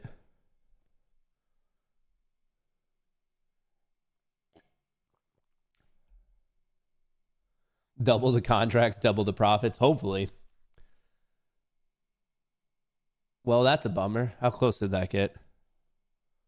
Go, go, go, go, go, go. It got within a tick. Maybe I should have front run it by a point because it got to 09.75 and didn't give me my fill. Shit. Oh no, that's not so good. Come on, give me the fill. Give me the fill. Come on, come on. You could do it there, Bessie. You can do it there, Tonto. Let's get some tunes.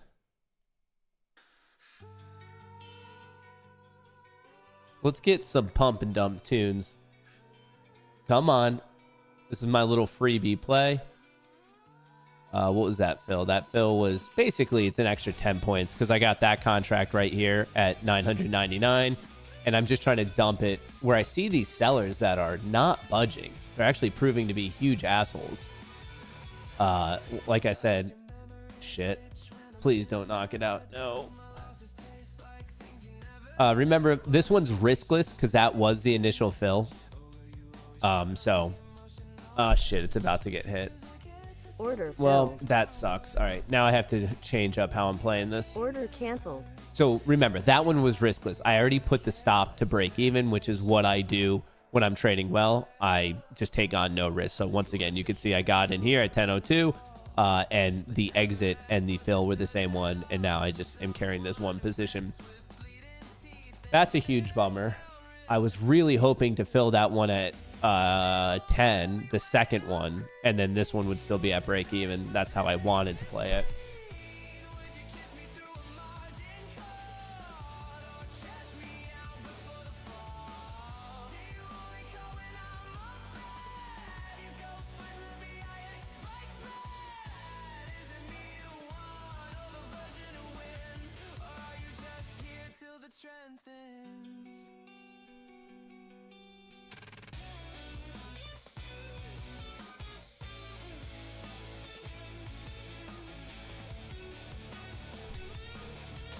So thus far, early this morning, I had one trade, which is almost where all my profits are. I had an accidental scalp trade, so that added up. The third trade was break even, and now the fourth trade is currently underwater. So really good trade, accidental scalp trade that I made 10 points, break even trade, and now the current trade is here. So that's the rundown on the situation.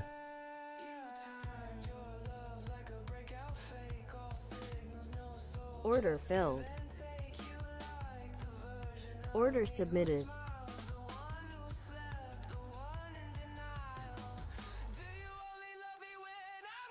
Order submitted.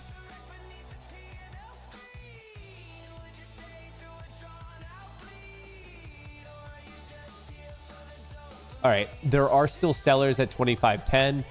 The next chunk is at 25,015, and I'm front running that second chunk by 1 point. That's why my fill's at 25,014. I'm trying to dump this contract right here, there for a nice 15-point gain. So I am betting that on this fake out breakdown, see how it's swept lower? I'm betting on ideally at least minimum a fake out breakout at minimum, which would get that fill. And then my new position would be here at 94. And if I wanted to, I could set it to break even and just make it a freebie, like trend following trade is like the thought process.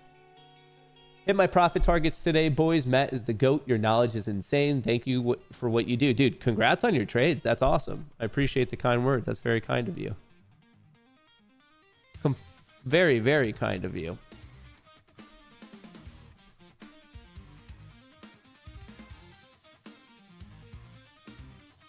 Fuck. 25,000 is proving to be a bitch. Come on. Come on. Oh, now there's people at 25,001. We just ran through them. All right. The context is changing. So the people selling at 10 moved it down. They just got ran through. So the next level is 15, and I'm trying to get a fill at 14. Order filled. There we go. Order filled. All right. So I got a fill on that one.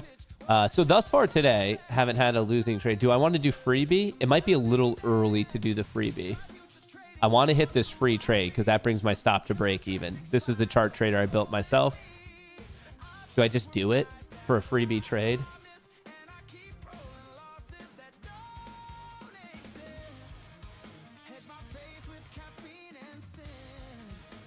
Free trade. Free trade alert.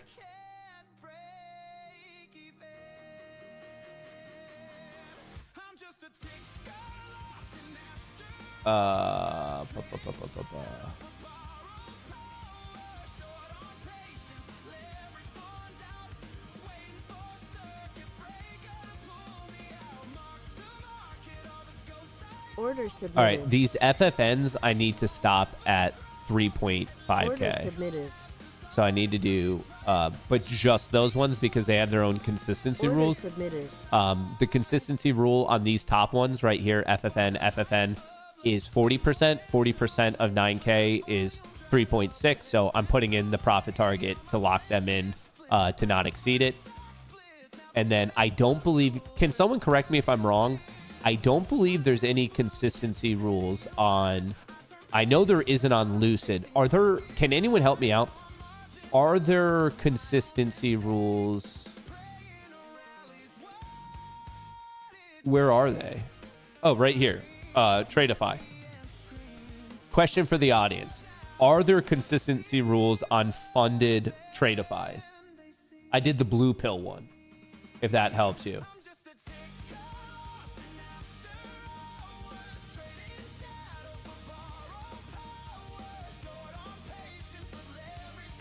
So just to clarify, only the FFNs I'm cutting myself early because there's no point in going past 3.6K and they're already at 3.2.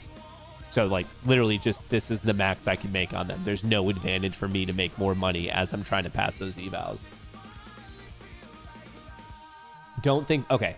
So you guys are saying there's no consistency. So that means all of the Tradeifys and all of the Lucids I can let run. I put the stop to break even. So like, I'm either making 2.5K, which is the worst case scenario because that's when I'm up and the stop's at break even. Here we go. Ideally, I'm locking in these right here. If it hits the blue line, the FFNs lock in at 3.5. Go, go, go, go, go, go, go, go, go, go, go. Order Right filled. there. Boom. Let's Order clean that up. canceled. Order canceled. Order canceled. All right, right there, locked in, 3.5, 3.5, 3.5. So all the ones that are locked in, it's because I've already maxed out their consistency. The ones that are not locked in, it's because there is no consistency and I can make as much money as I want. But I want to clarify, I've already made 2.5. The stop's just at break even. So it's a freebie trade. Gross? You're saying I'm gross? Well, that's not necessarily the nicest comment I've ever heard. I told you guys about the vanna rally. Like, you guys are in chat fucking surprised. I literally broke it down before the market opened of what could be happening today. And I want to clarify, this isn't close to being over. If we have a vanna rally, this is just the first target. The real reach target on the day is 950 with the conservative target, or I would say not conservative, the mid-tier target at 900. Like, I'm talking a potential extra 40 points, maybe even 90 points up. I broke the whole thing down. I mean, there's people in here who, like, you're behaving surprised. I don't know what's surprising. I broke it all down. NQ, someone said they need a target. 100 is the high from 2 days ago. Actually, 100 is very important. 25,100. Look at high, high, high. So 100 is a key level to break right here. If I had multiple contracts, I would scale out one at that level, but I don't.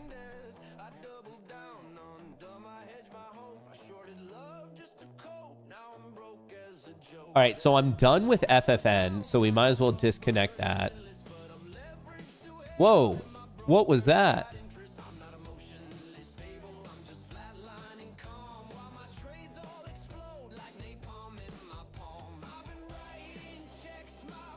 I'm just disconnecting the ones that I'm not trading anymore so I don't get confused.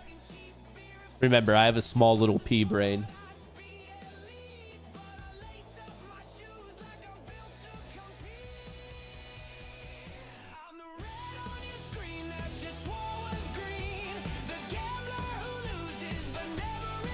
I legitimately believe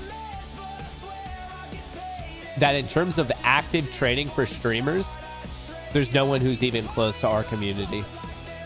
I like deeply, deeply believe our stats day in and day out prove that we are by far the best doing this. I mean, look, I called out the trades beforehand. We do this day in and day out. It's not a fluke. Like, what else could possibly be done?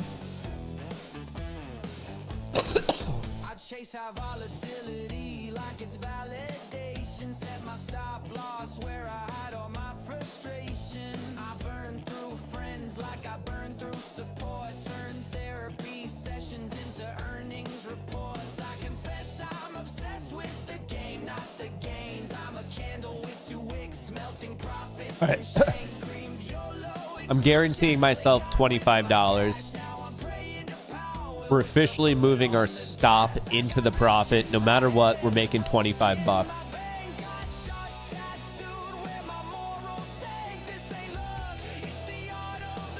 Remember, the big breakout is 25,100. This is actually a very, very important technical level. Look at it was the spike on Monday, the overnight session on, I guess, Friday, and also on Thursday. 100 right here. We're coming up to it. I don't know if we're going to break or not. I'm just letting you know it's a very important level to pay attention to. Matt, is the GOAT been watching you every day for 2 to 3 years? That's interesting because I've been watching you every day for 2 to 3 years. And my one request is, could you make a bigger window for your kitchen so I can see you and your family so I don't have to like squint as much? That would be greatly appreciated. God. My fucking lungs. This is the part where I lose it again. Where I text my ex like a trade I pretend was a hedge. 75 is the next target. It's a very evident target right here. 75. Which is also going to align with NQ hitting that 100 level. Mag 7 is ripping. NASDAQ is ripping.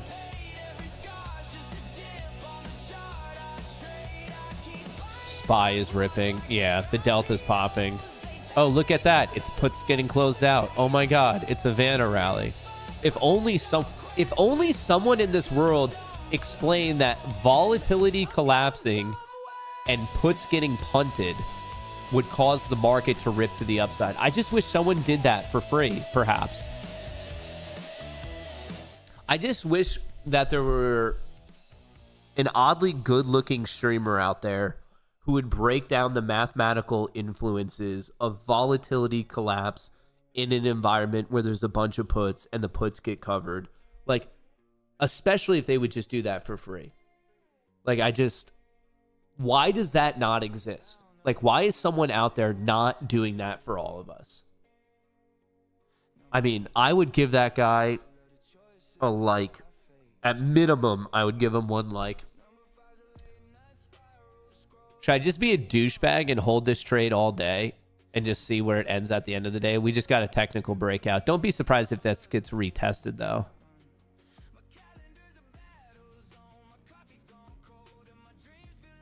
What the fuck?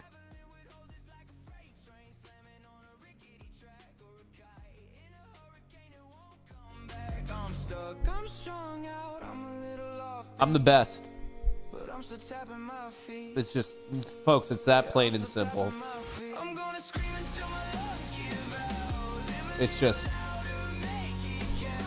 Matt is full of himself this morning. You know, your mom was full of me this morning, too.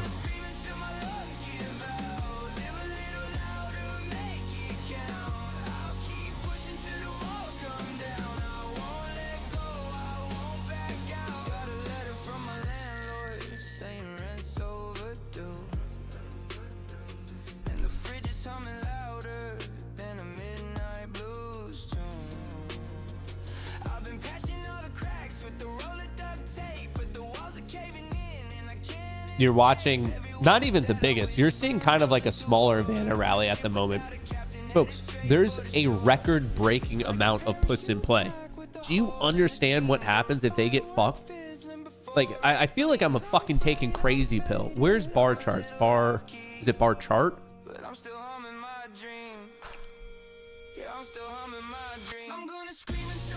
Investors now hold the most put protection in history. What do you think happens if they are wrong? Huh? I feel like I'm taking fucking crazy pills. No one's listening to me. No one believes me. No one ever listens to old Matt. Matt's the crazy guy. Old crazy Matt. Opinion on regard to open door. It's a pump and dump. No fundamentals. It's just social media stock.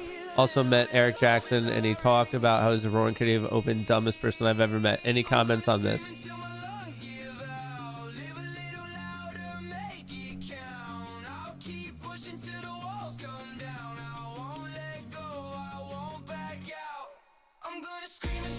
There's my comment. That's my fucking comment. My comment is suck my balls. I make money. That's my comment. Is I make all of the money. All the money is mine. I've won capitalism. Oh, my bottle squirted all over my face. I mean, I gave you guys a warning. I gave you it. Who the fuck are these people? Oh, the CEO of Open Door? And some other fucking loser? Who's this guy? They can suck my balls too. I don't give a shit. We're about to get the Orbo breakout. I think we actually technically just did. Yeah, we did. We did.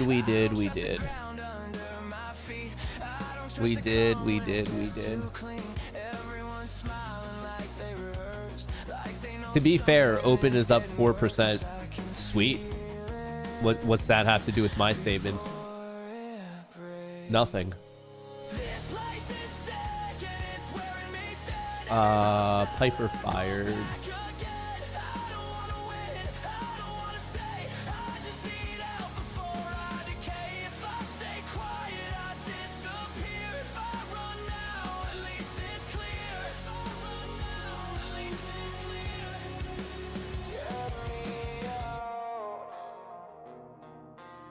Too many signs saying nothing's wrong.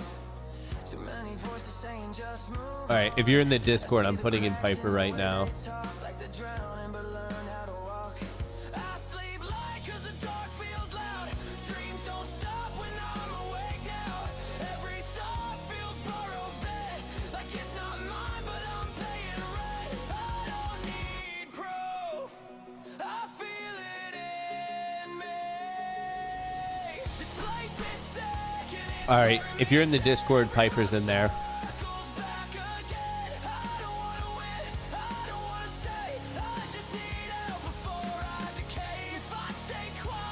We're right at that.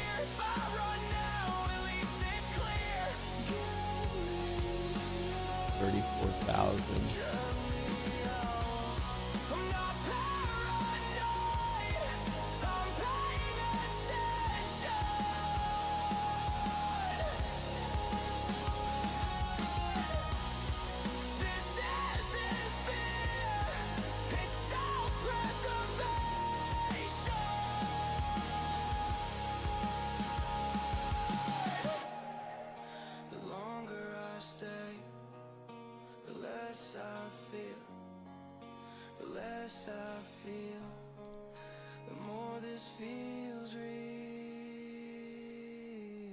I don't know if I'm going to get a fill on this.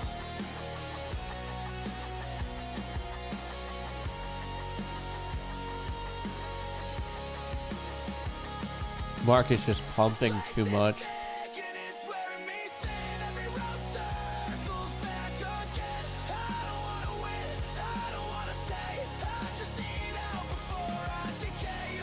It's just like not trading at much. The premium decay is vast. I guess I could put in a pending order. And if it gets filled, it gets filled.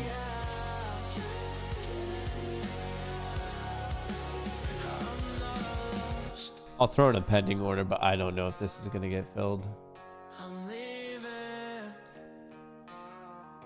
I was watching this for the reject. Remember, if it's no surprise people are taking profits here. It is a huge gamma level right there. It's also the spot gamma implied one day move high, but it's a positive gamma node. If we go from here, we're talking about 6,900. Like it's an if-then statement. If we pop, we go to 6,900. If we get rejected, then we're looking at 6,850 again. We're moving 20 to 30 points from here. It's just a question of what direction.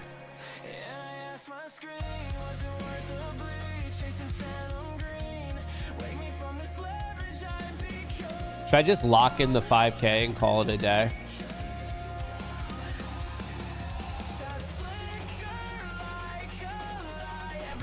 I'm kind of surprised it hasn't retested 25,100.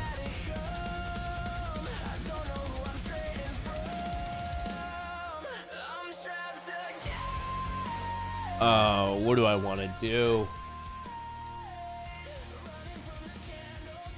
Lock in half? Can't. I only have one. I'm long one contract. It's kind of an all or nothing thing. That's a nice return. How many accounts? 1, 2, 3, 4, 5, 6, 7, 8. And these are all funded. I want to clarify. The accounts that I have live right now are funded accounts. As in, we're going for real money right now.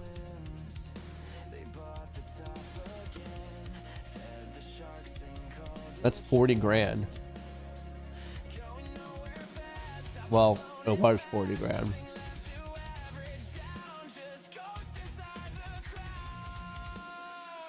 I kind of want to just let it go. I mean, I've already locked in 2.5. My stop's at break even. Like, what if this is just a monster of a day? And maybe the best move is to literally do nothing. Like, when you catch a trend, ride it. My worry is what happens. I did get a fill.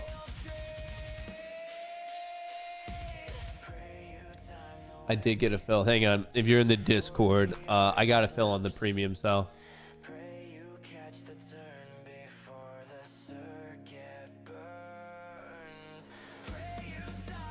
I'm putting that in right now. Thick trades.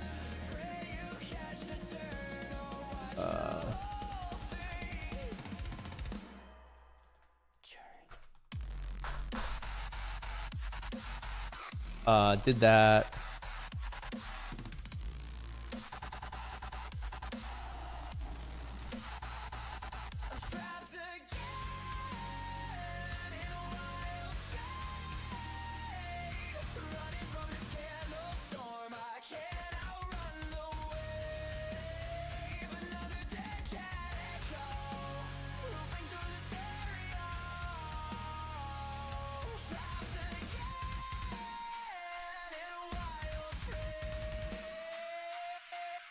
All right, I'm just throwing in orders elsewhere. Just cleaning up the shit I need to pay attention to. This song is spiking my anxiety currently. Let's find something a little bit more mellow. Playlists. Let's find a little bit Kohrs on the Cob. Here we go. A little Kohrs on the Cob.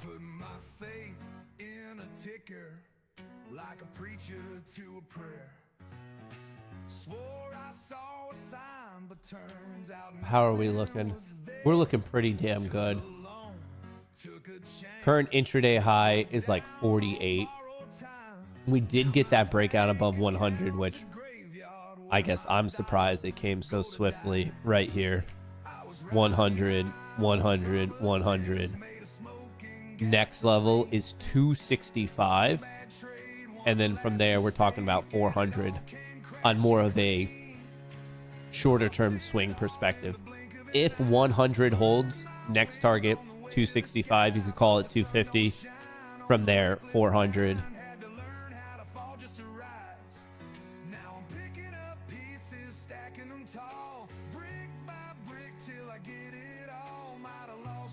I'm also in a pretty decent swing position right now.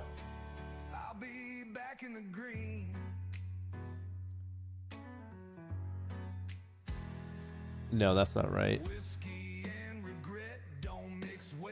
I'm actually surprised this isn't up more. This is a new swing position I'm in since yesterday. Unrealized return. I'm only up 11%, 12%. I thought it'd be up more. I get why it's not. It's because vol's getting crushed.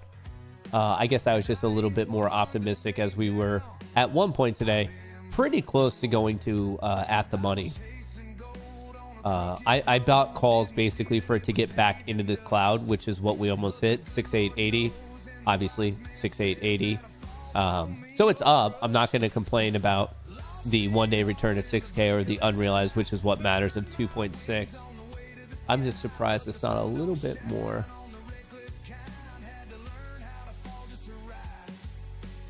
Oh, I don't like this potential breakdown. That's not my vibe. That is not my vibe.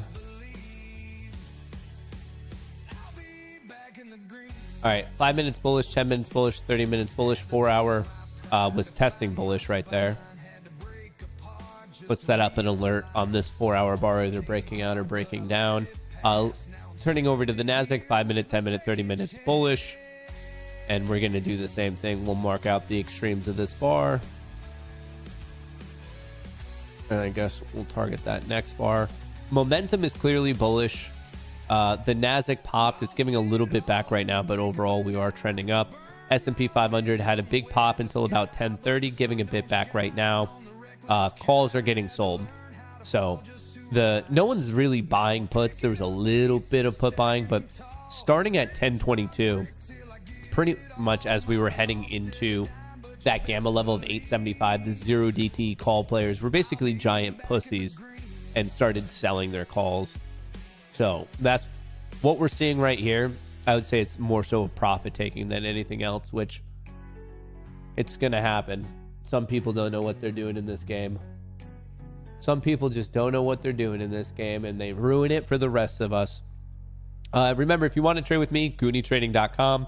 And if you want to trade some people's sim-to-funded accounts, TPT is great. If you want daily payouts and no daily loss limits, the DLL rule. And then Apex is great if you want a huge amount of leverage, up to 20 accounts. They rolled out new accounts. Code Goonie is going to work on both. Goonie to get 85% off the evals.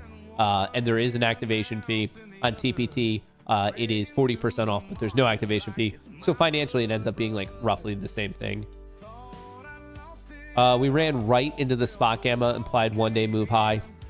Obviously, we called this out. That's exactly why we had this marked out before the market even opened, that there was the potential of a rejection there. I wish it didn't happen, but hey, if that's the 50-50 chance you take, I was more so targeting this next level.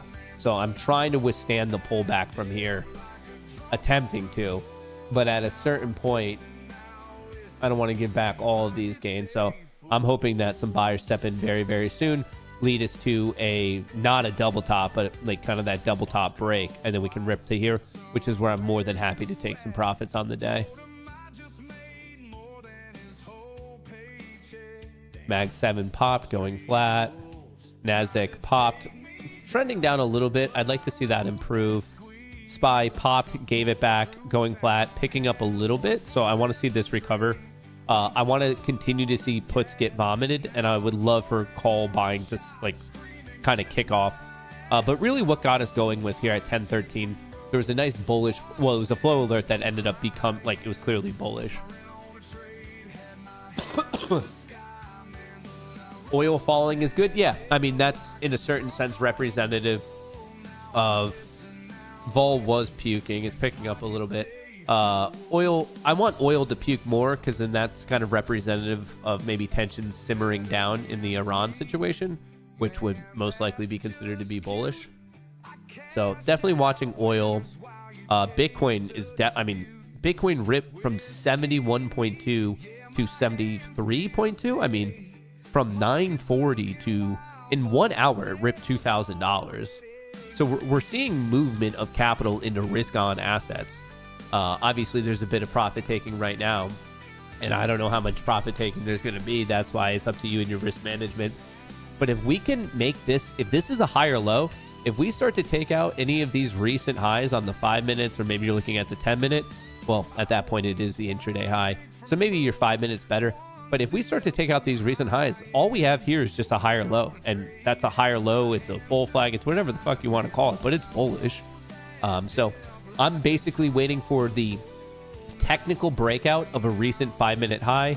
I would love to see the options flow improve. It was looking good, gave some back, so I wanted to start to swing back to the upside. And then from there, that just leads us to the test to 75 here. And then from 75, I'm looking for 900 after that. Looking for 900 after that, if we can actually take this out. But what is this high? I'd be feeling pretty good about the break of 75 and the attempt at 6,900 if we could take out 69, this spike at 1038. But pop, profit taking. Now we're slowing down and we're just waiting for the market to make some form of a decision. And it's a 50-50 shot, but hopefully the result of that 50-50 is the bull step up. But right now, things have greatly slowed down. Yeah, the Mag 7 had a huge pop till 10:31. You're having some, look at all that call buying from 10:20 to 10:33. There was a nice 10 to 15 minute period of a lot of longer dated call buying on the Mag 7, the combination of Apple, Amazon, Google, Meta, Microsoft, Nvidia, and Tesla. No one's really touching anything else on the Mag 7.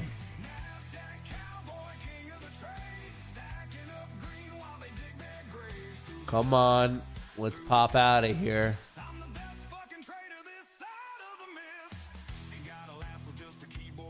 Come on. Let's pop out of here, team. Where are the buyers? SPY. It just, we're not seeing it step back up quite yet. I want this right here, this rough zone, to be the higher low. We're struggling at the high from 2 sessions ago. Monday's high on the NASDAQ. Basically, we overshot that 100 level, and it's just like we're not seeing the follow through. Well, to be fair, the follow through is non-existent. We popped all the way up. We overshot it. We tried to save it. Nope, got hit, and now we're back down to the 1 minute 50 EMA. So maybe buyers will step in here, but too much profit taking at the moment.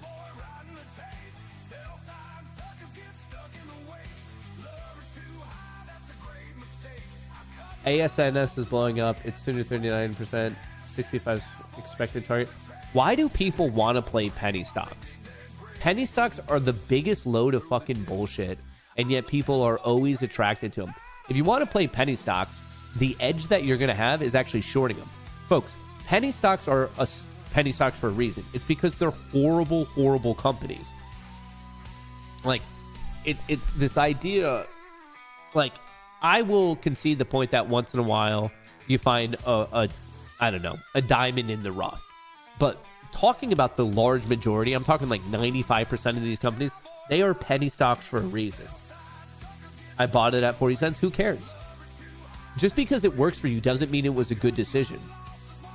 That's just saying because you're up, it was inherently a good decision. No, like, there is an aspect of variance. You can make horrible decisions and make money. You can make amazing decisions and lose money. You being up or down doesn't have anything to do with it. I'm talking about this concept of playing with penny stocks. I get the attraction. I was there myself. The allure of turning a little bit of money into a lot of bit of money because you're looking for the big percentage returns. But like, the odds are just so bad. That, like, it's just so it's so horribly against you. They are cutting edge companies like Aerotine. There's an edge in shorting them. Yeah, no, there's definitely an edge in shorting them. So if you're like, no, dude, I wait for penny stocks to pump and then I short them because they're trash companies, and your argument is that gravity wins out.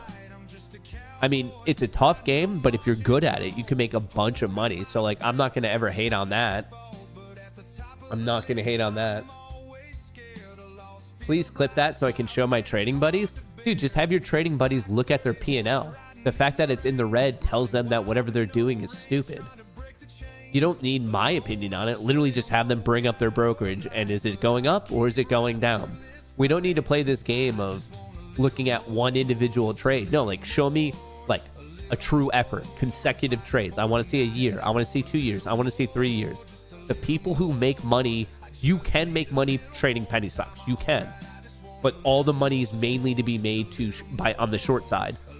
And you can do it if you want to put in that effort of how to do it and learn that skill set and learn about how to track down hard to borrow stocks. And like, there's various things you would have to learn, and it's possible. And there's good money if you're good at it, for sure. But it's very rare that you find penny stock traders who are going long penny stocks and they're net profitable over any serious amount of time. Will they have winning trades here and there? Of course they will, but that's because the market is pretty much normally distributed. Oil's starting to take a hit, which is making me wonder if this is the bottom. With limited downside and stratospheric upside. Yeah, but that's true. But what if the odds of the upside are basically zero? They are penny stocks for a reason.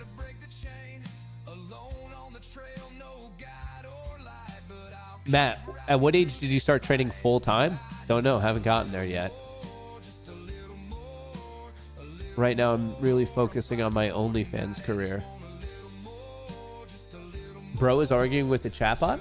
No, I'm not. It's not a chatbot. It's just someone talking about penny stocks, which is fair. Like, we all, not all, but most retail traders, like, at some point or another, think about penny stock trading, because generally when you start trading, you have a small amount of money, and the fastest way to grow it is big percentage gains. And most of the big percentage movements are in smaller companies.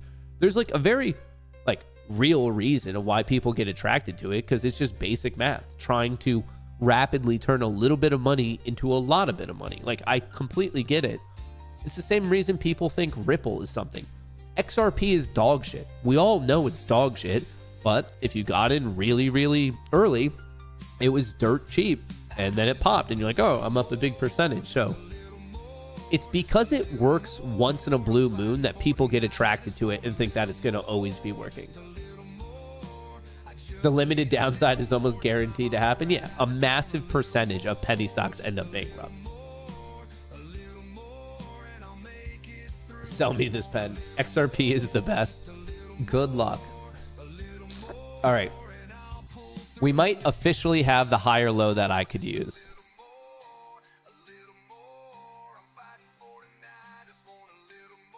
All right, so no matter what, I'm making $830 on top of the 2.5K I made. So no matter what, all the accounts are going to be up 3.3K.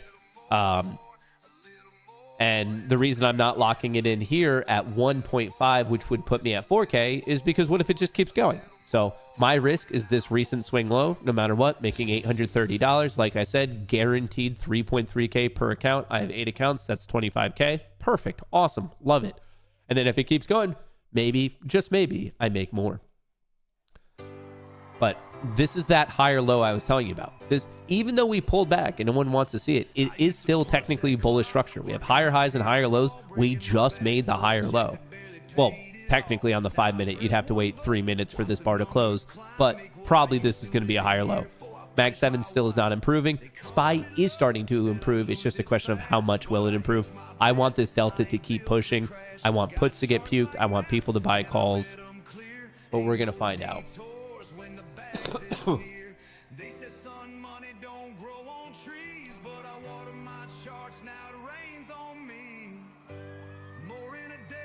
Remember, if you sign up for Apex, use code Goonie. If you sign up for TPT, use code Goonie. And if you want to trade with me, GoonieTrading.com. Uh-oh. It might be coming for me. We might be calling it an early day. Get away.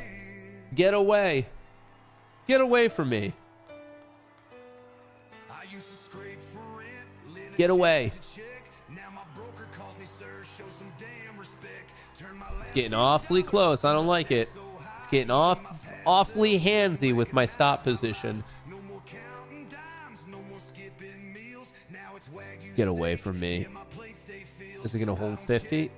There are buyers at 45. If it cracks 45, it'll probably knock me out, though. Come on, bounce right here. Bounce right here. Bounce right here. Get out of here. Get out of here, kid. Get away from me, creep. Stranger danger. Stranger danger. How long does it take to get to the airport for my new place?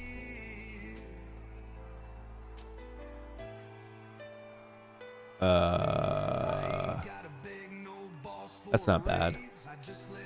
How early do you have to show up for an international flight? I don't know if I should have already left. I still need to pack. Details. Oh, that's not bad. I think I'm fine. I think I'm fine.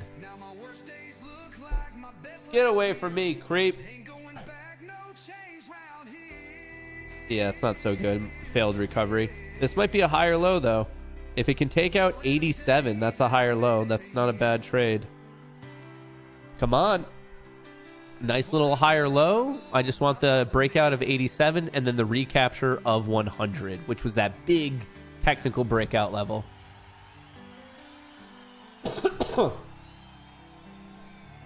Well, well, well. Look who came crawling back. Mr. Polar Bear.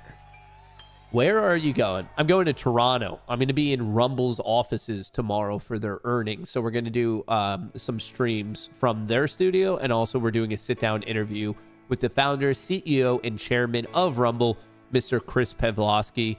They have offices all over, but the office I'm going to be in tomorrow, and that's just because where the team's at is Toronto.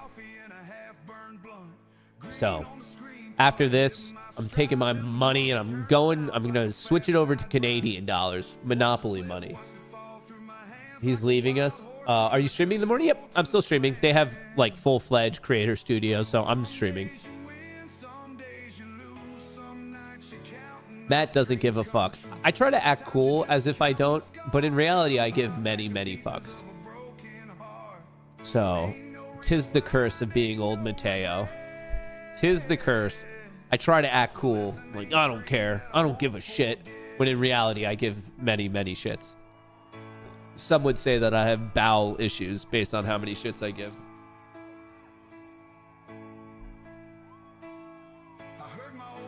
Don't go to Canada. You'll come back with a weird accent, eh? You got me.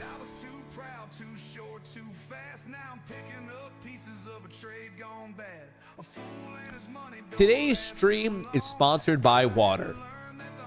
Too much of it and you can die, and not enough of it, you could also die. Water, brought to you by Mother Earth.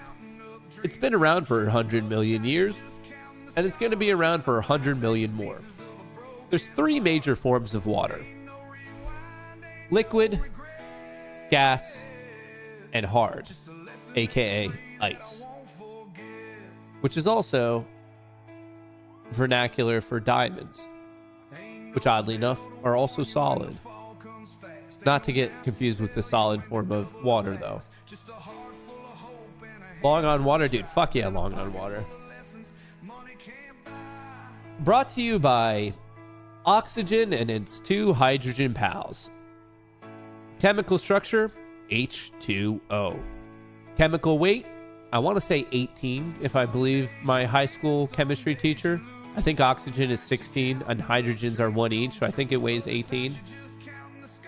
All those fucking covalent bonds.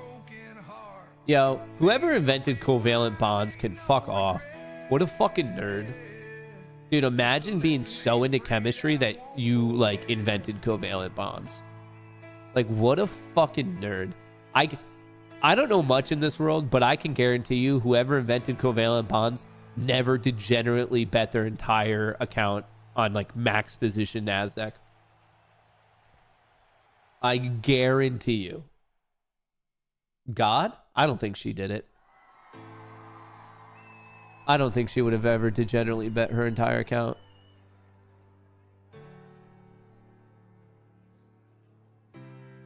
Were hydrogen bonds? Moose, I kind of understand hydrogen bonds.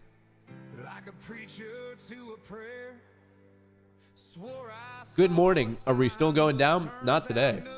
At least not yet. All right, folks. Hang on. Let me pause this for a second. We need to talk. We need to have a serious chit chat. Now, that's just pretty much the end of the show. Before I let you go, I wanted to let you know the SPY Delta is starting to pick back up. Mag 7 Delta slightly. But remember, what we're looking for today is a puking of these puts that leads us to a giant vanna rally. And if we could, like I said, if we take out 69, high odds chance of testing 75, the target is 6,900. That is a great place to take all of your profits or a large amount of them. And if you want a runner, well, your runner target would be up here at 6,950, which is a gigantic positive gamma node. Let me show you this. So if we break 6,900, then the positive gamma node is all the way up here at 6,950. So this definitely later in the day could behave as a little bit of a magnetic force. So I just wanted to put that out there if you need those targets. Of course, at any of these levels, we could get rejected, and then you would just be paying attention to the levels below it. Use that code Goonie on Apex and TPT if you want some of those deals. If you want to trade with me, GoonieTrading.com. It's in the description of the video. Overall, this is my position. I've already made 2.5K. I've guaranteed myself another 800. So no matter what, I'm going to make 3.3. Or I could just end it right now at 5K, which I don't fucking know. Maybe I should do that. I mean, 5K on 8 accounts, that's $40,000. And these are funded accounts. Lucid, funded. Tradeify, funded. Like, these are all, that's real money, folks. 40K. Fuck. Am I crazy for not taking it? Do I have a problem? Do I need to talk to my mom?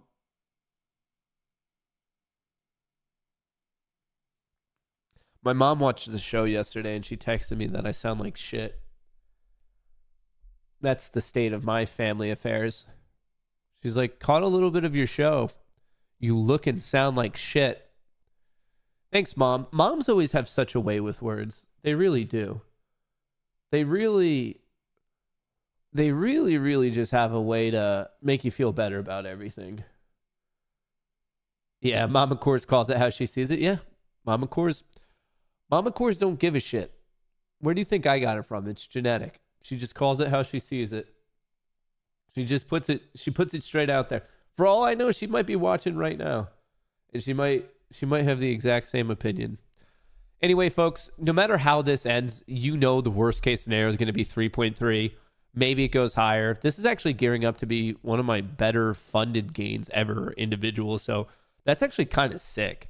I'll post it. I'll let you guys know. I'll keep you guys apprised to the situation. So across the board, we're looking good. Absolutely annihilated it across the board, actually. So if you want to hang out with me, whatever, you can friend me on MySpace. I only talk to people who put me in their top 8, so just please keep that in mind. Other than that, I will catch you guys on the flippity flip.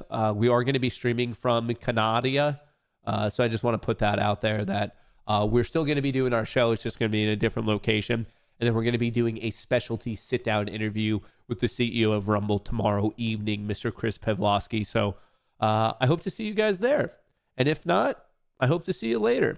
But I appreciate all the good vibes. Remember, day in and day out, it's sticking to your trading plan, it's respecting your risk, and it's accepting variance. That's just a part of this game.